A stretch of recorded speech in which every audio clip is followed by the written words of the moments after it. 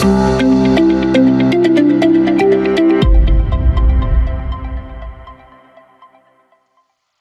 it's Les Sulgrove, statewide housing analyst for the Iowa Association of Realtors, and this is the end of August market update for activity across the state of Iowa.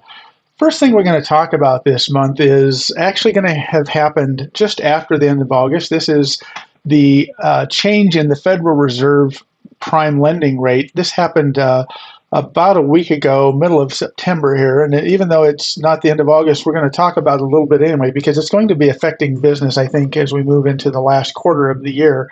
Earlier this week, in September here, the Federal Reserve reduced the prime lending rate by a half a percentage point down to 5%. And you think that's not a lot of a big change, but it's located right over here on the right-hand side. You can kind of see where we've been sitting about 5.5% since August of 2023. And now we're down to that 5%. Now, keep in mind, the Federal Reserve back in July had talked heavily about making a rate change and then never did. But I think all that talk and effect has actually had an effect on mortgage rates up to date. And so what we're going to see here is right here, the graphic you see here is the red line is 2024 mortgage interest rates compared to year over year going all the way back to 2020. And really, we were only comparing ourselves to the last couple of years. But what's most notable is that we are now below where we were at this same time in 2023 and 2022 with mortgage interest rates at 6.09% as of the 19th of September.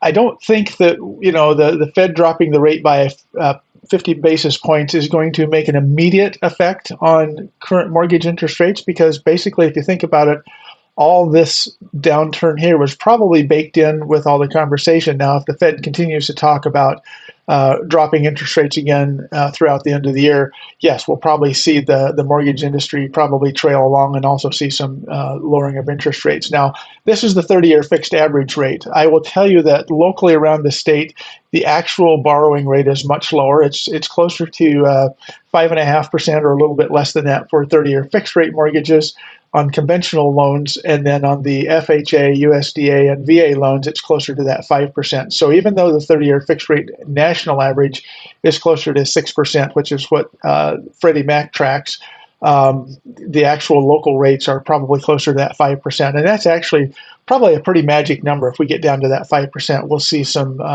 home sellers come out into the market that maybe were waiting for rates to come down, so it didn't sting so bad when they maybe had to give up that low mortgage rate that they were used to, around those 3 and 4% ranges. All right, so let's get back to the end of August. These are numbers statewide from across the state, and we're going to talk a little bit about both single-family properties this month as well as condo townhome sales. And the one thing I want you to notice here is the month of August, we've already seen an increase in inventory statewide.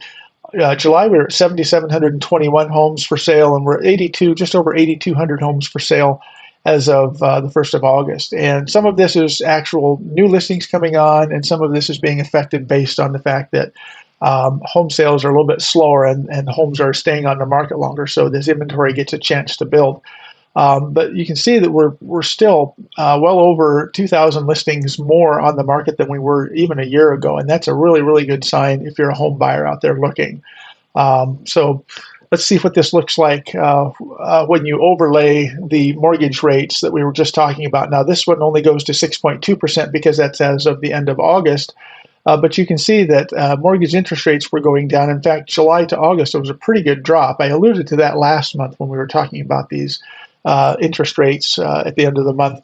But as the interest rates began to drop, inventory went up. Now, I'm going to hope that some of that inventory rise is because there are more home sellers out there that are jumping into the market and thinking it's a good time to buy or sell. But time will tell here. But that's still a good sign, because next month we'll be looking at this, and this will be all the way down to right at that 6% number, 6.09%, and hopefully as we get into October, even lower than that. As far as new listings on the market here, first we'll look at single-family homes, new listings. We did see an increase the month of August. We brought on 4,088 new homes for sale in the month of August versus 3,893 And again, that's a pretty good jump over last year. Well, 100 and some more from last year, which is still good. We'll take any increase that we can get in inventory. And this again is the single family homes. If you look at the condo townhome sales or listings brought on, we were basically flat. We brought on exactly the same number of homes the month of August that we did last month, and we're still on the condo townhome inventory still below where we were a year ago. So that's an area where we could see some improvement. Although out in the rural communities, there's not that many condo townhomes. Those are more predominant in the metro sections of the state. As far as pending sale indexes go, this is a forward-looking graphic of kind of where activity is moving. The more pendings we see will translate within about 30 to 60 days into more sales. And you can see in the single-family activity, we're actually down just a little bit from where we were a month ago, and down a couple hundred from where we were at the end of last year, not end of last year, end of August of last year. And so this is probably the one main reason why we're seeing an inventory rise is we're just not selling the inventory that's coming on quite as fast. I think that the fact that the prime reduced the rate, and we're a lot of talk about mortgage interest rates as a result, happened in the month of September. I think that we could realistically expect that this number right here is going to go up next month, and it'll be interesting to watch that. As far as the condo townhome properties, again, still they were flat before on the number of homes added, and we're down about 10 homes that went under contract the month over month, and also year over year we're down. So again, we'll see if the condo townhome market's going to be affected by this. I'm going to say probably the single family home market is probably most affected.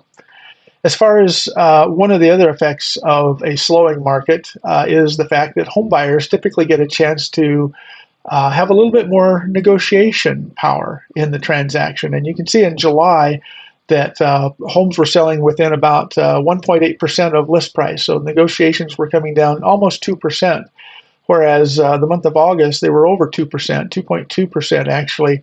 In a downward turn. And so the lower this number goes, it means that homeowners are not getting quite as much for their list price, but also that means on the flip side that home buyers are actually having more negotiation power. And when we look at that from a year ago, where homes were still selling about 1.5% less than what they were listed at, this is a welcome sign if you're a home buyer out there. As far as the closed sales here, the single family properties, and I wouldn't say closed sales, I'm more talking about sale pricing here. So the effects of fewer sales going under contract and more negotiation, it does make sense that the single family homes here are actually closing at a little bit lower rate. Now, granted, this would have been from 30 days ago activity, because closed sales kind of trails along behind about 30 days. But in the reality of things, $242,750 isn't a bad median sale price. In fact, it's still up by $12,750 over the same time a year ago, but it's down from last month. Now, this is also fairly typical as we move into the last quarter of the month. You can see last year that sale prices actually dropped until we got to November, and then they started to pick back up in December. So it's conceivable that we'll see, with the lower interest rates, more buyers out there, more inventory, we could see the median sale price actually drop a little bit there. So as far as the condominium townhome side of things, same thing with the list price to sale price ratio, 98.9. So only negotiating down 1.1%, both July and August of this year versus 99.6. So there is more negotiation power in the condo market. In fact, if you look at the graphics here, once we get to April, it's more negotiation power has really been happening in the last couple of months versus last year. And then the last slide here is the sale price, median sale price for those condo townhomes.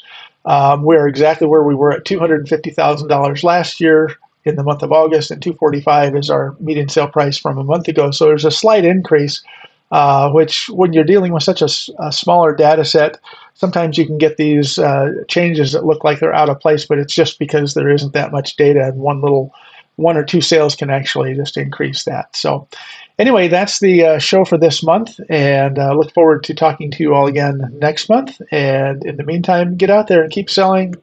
Talk about the mortgage interest rates. Get those sellers to let loose of some of their inventory and get them on the market, because I think that's going to be what really makes 2024 fourth quarter really shine. So do your part, and we'll talk to you all again at the end of September report, which will come out sometime mid-October. We'll talk to you soon.